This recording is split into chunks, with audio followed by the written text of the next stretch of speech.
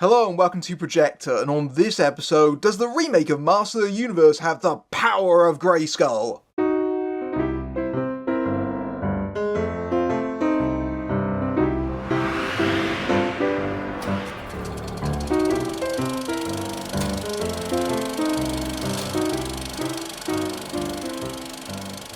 When Eternia was conquered by the evil Skeletor, played by Jared Leto, King Randor and Queen Marlena, played by James Purefoy and Charlotte Riley, had Morena Baccarin and Sorceress send young Prince Adam, played by Artie Wilkinson Hunt, and the Sword of Power to Earth to keep them safe, but they were separated in the journey. 15 years later, Adam, now played by Nicholas Gallatzane, lives an ordinary life in a HR office, still searching for his missing sword. He eventually tracks it down and is rescued by Teela, played by Camila Mendes, and returns to use the sword's power to liberate Eternia. He-Man and the Master of the Universe is probably the absolute embodiment of 80s children's entertainment, especially after the deregulation in the 80s, where Saturday morning kids shows functionally existed to sell toy lines. Mattel introduced the toys in 1982, but they were truly defined by the Filmation series the following year that catapulted them into being a phenomenon, and later got a female counterpart with She-Ra, who was introduced in the property's first film,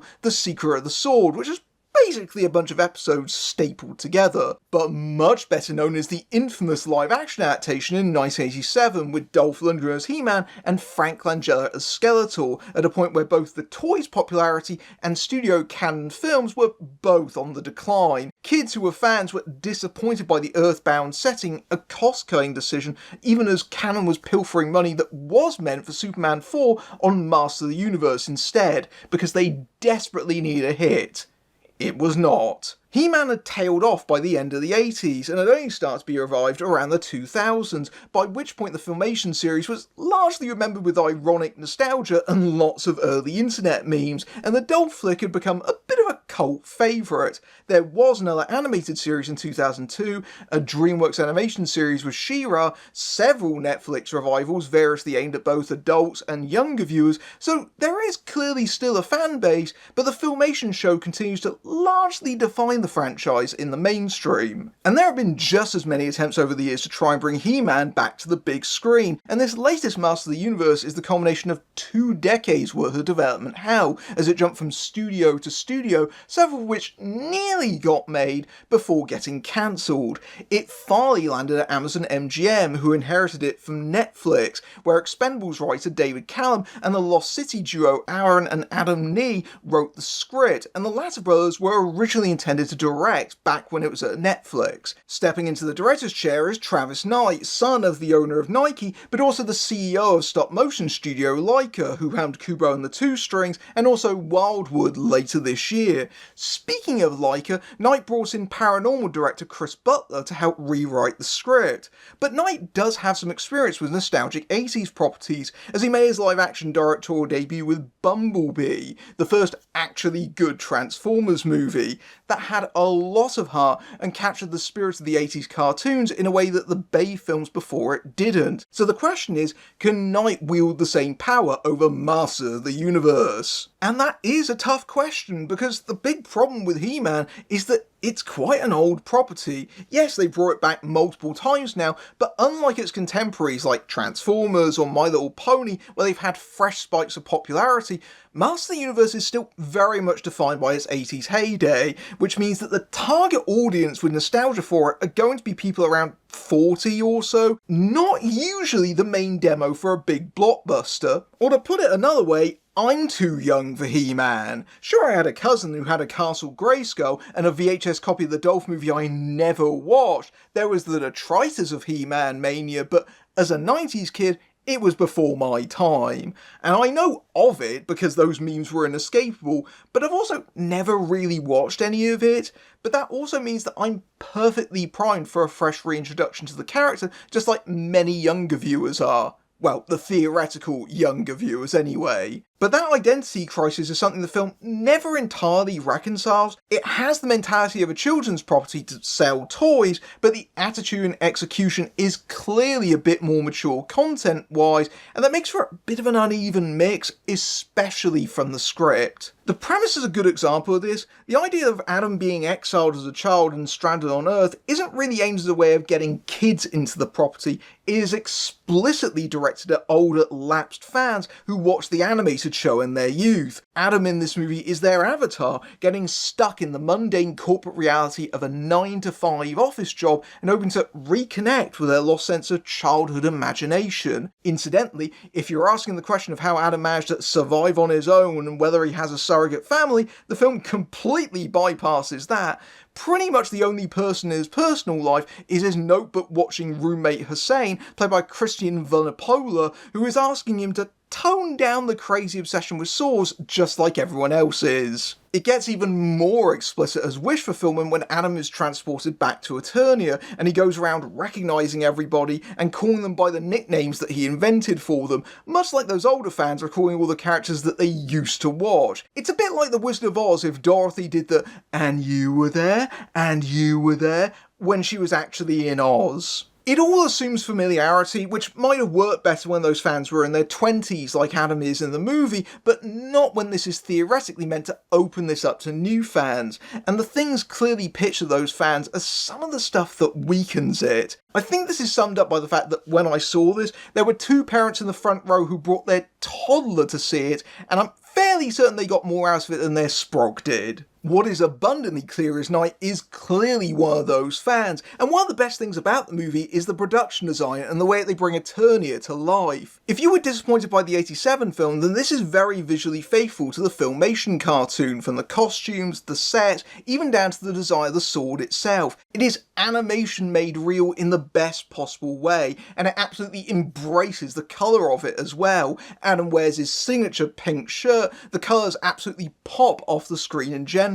The sheer fidelity of it is impressive, but it still feels very modern. What is very obvious is that a major inspiration for this is the Thor films, especially Ragnarok, in that they both have a similarly vibrant look, but also tonally as well. Oh, and they also both have Idris Elba. They have that connection too. Even Nicholas Galitzine is clearly channeling a lot of Chris Hemsworth in this, and I mean that as a compliment. He shows a lot of leading man charisma in this, getting ridiculously jacked in the way the character demands to be, and has that same kind of self-effacing humour and sense of comic timing as Hemsworth. He's enormously likeable, and between this and the Sheep Detectives very recently shows that he's quite an adaptable performer too. I think a similar career trajectory is very much a possibility for him, but I do think his charm is also helping with the fact that this incarnation of Adam at times isn't so much He-Man as Himbo. He is a bit of an overgrown child in this, and while Adam in the show was clumsy as a disguise, here he's legitimately a bit blundering and foolish. And I know that's part of his arc, that he's out of his depth, but there are times where he's just too much of an idiot. Characters literally call him that, but they overdo the comedy and it undermines his credibility. And that's a problem I had with the whole film. Ragnarok had a jokey tone, but Love and Thunder took it too far. And while Master of the Universe isn't on that level, it does play too much for laughs. And look, He-Man is not a serious property. No one wants to see it treated with the reverence of Arthurian legend. It's a toy line, it's meant to be fun. And you know, a good well-placed jab at the silliness can be effective. Look at the bit in Knight's Own Bumblebee, where John Cena points out, "They're literally called Decepticons!" But there is a line where that kind of self-aware humour starts to become irritating, and too frequently the movie keeps stopping to make a joke at its own expense. Hey, isn't Fisto a really unfortunate name because he's really good at fisting people? Yeah, you should probably smirk at that once, but do you have to do it 3 times? That kind of humour feels like it's pandering to the ironic internet jokes that are more mocking than affectionate. You can tell this is made with love for the property, but these insecure jokes keep saying, this is uncool and embarrassing. It feels like the picked on kid making cracks about themselves before the bullies do. Look, we signed up to see a He-Man movie. We know this is going to be ridiculous. Just own it proudly and sincerely. And I'm not saying get rid of the humour, because some of it did make me laugh, but just dial it back a bit, as all those failed gags just bloat out the running time. It's telling that in the opening 20 minutes or so, when they're not really doing much of this stuff, the film works really well, and then Adam goes to Earth and the comedy just starts to take over. It almost takes it into becoming a parody of itself, like a bit where they break out of prison and they're all doing a big heroic walk in slow motion, and then they start coughing on all the dust that's been kicked up. That's a joke that belongs in a spoof movie, and it undercuts the moment, especially when you got something as rousing as Queen's Princes of the Universe playing underneath it. And I guess the bit where the cops who arrest Adam call him Highlander because of his sword is meant to be foreshadowing because of that. But even some of the needle drops are ironic. In one scene, they directly follow Snap's power because of that line with the cover of What's Going On from the viral video. Although generally Daniel Pemberton's synth rock score is fantastic and gloriously 80s, especially in how he teams up with Brian May, and often the soundtrack rescues the movie when it strays a bit too far. Pemberton and May's music give it the feel of something like Flash Gordon, and you wish the filmmakers were a bit closer to that tone if they had a bit more confidence, which is ironic for a movie which is actually about that. Master of the Universe 2026 is trying to say something about masculinity and what it means to be a man, or he-man, as it were. When he was a kid, Adam was a weakling who didn't have much of an aptitude for combat, something which concerns King Randor being his successor. And so Adam's arc of the movie is to learn responsibility and become a leader. Even when he uses the sword to become He-Man, that doesn't instantly solve the fact that he's inexperienced. He may have the power, but he has to learn how to wield it. So he doesn't become instantly hyper-competent, and instead has to find his own strength. And that's something that is reflected in Duncan, aka Man at War, played by Idris Elba, whose entire identity in his mind is as a protector. So he's taken the fall of Eternia as a personal failure, and he's gone down this self-destructive spiral into becoming a washed-up drunk. Elba is one of the film's strongest parts, embracing the more comedic scenes as he stumbles around as an embarrassing liability, but also really throws himself into the action scenes when the character is more battle-focused. But there's a few scenes where Duncan and Adam try to awkwardly, intensively try and talk out their feelings, and how the expectations placed upon them and shame have held them back. Especially so in Duncan's case, as he trained his adopted daughter Teela to become an assured warrior, but became absent as a father, so she's having to pick up the slack from him. It does feel like the movie has its heart in the right place, that the message about being a man is not about might and muscles, but about compassion and courage to become your own man.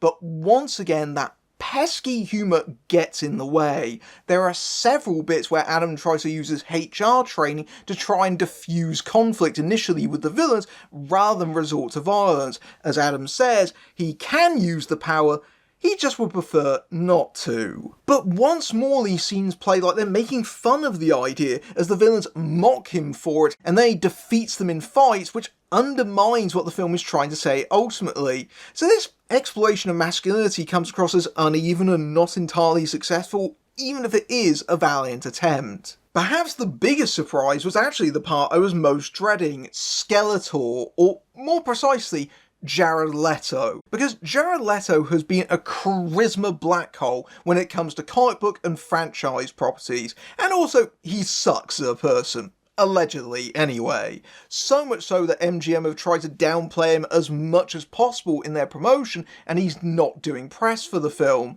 And as much as I don't want to be saying it, this incarnation of Skeletor is a scene stealer. It has that careful balance of keeping him a comical villain like he was in the cartoon, but also making him genuinely menacing too. He's an overly theatrical egotist with plenty of deliciously catty insults, like calling He-Man a muscular milquetoast, but he's also a cruel, power-mad tyrant. Skeletor is exactly the right level of camp, and he's often hilarious as he actively relishes being evil. There is a visual gag near the end which, despite some nepotistic product placement, had me nearly fall out of my chair laughing. Alison Brie is also clearly relishing being wicked as Skeletor's right-hand sorcerer, evil-lyn, even if I do think the film underutilises her, mostly just hanging around until she inevitably faces off against Teela in the climax. And while I do wish it was literally anybody else other than Leto, especially as he's not physically on screen, which at least makes him easier to look past, most of the film's best moments do come from Skeletor. So to avoid giving him too much credit, I'll instead give it to the animators, because he's a fantastic fully CG character, from the glowing red eyes that flare the camera, to the way that they've managed to make him surprisingly expressive for somebody who doesn't have a face. It's a lot of their work you're seeing, not Leto's. I know this review might not seem like it at times, but I did genuinely have fun with Master of the Universe 2026. It has a lot of charm, even though it's very derivative, especially thanks to Galat Zane's performance and Knight's colourful recreation of the cartoon's look. The action scenes are particularly well staged, if maybe a bit too intense for the very youngest viewers, evoking comic book splash pages with the way he uses speed ramping and slow motion. I just wish it wasn't being so self-critical with the script. There's just too much comedy clogging up the pacing, and it's the main reason why it's expanded out to 140 minutes, which is just too long for a He-Man movie. Honestly, it just needed a tighter edit to just get rid of those moments and get it under the 2-hour mark. At that length, it would have been a great adaptation of the source material, as opposed to just being a good one. It's very obviously intended to start a franchise, as the multiple post-credit scenes attest to, and nostalgic fans will mostly be satisfied. But if this doesn't have the power to revive the property, it isn't for a lack of trying. It's because they finally made it too late.